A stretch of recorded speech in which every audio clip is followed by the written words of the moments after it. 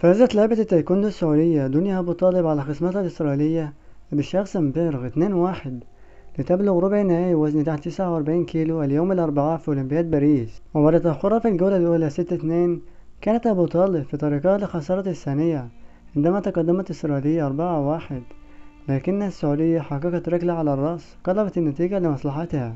وفي الجولة الثالثة الحاسمة جاء النزال من طرف واحد، حيث اكتسحت دنيا أبو طالب خصمتها 10-0. واحتفلت السعودية بفوزها ورفضت الحديث لوسائل الإعلام بالمنطقة المختلطة، فيما جاشا سمبيرغ حاملة برونزية أولمبياد طوكيو صيف 2021 بالبكاء. وبدأت دنيا أبو طالب ممارسة التايكوندو مع الصبيان في ظل عدم السماح للنساء بممارسة الرياضة، لكن بطلة آسيا وأول سعودية على الإطلاق تتأهل للأولمبياد عبر التصفيات تحلم بالحصول على ذهبية أولمبية في باريس. ولحد هنا نكون وصلنا لنهاية الفيديو. ما تنساش تشترك في القناة وتفعل زر الجرس وتعمل لايك للفيديو ليصلك كل جديد. والسلام عليكم ورحمة الله وبركاته.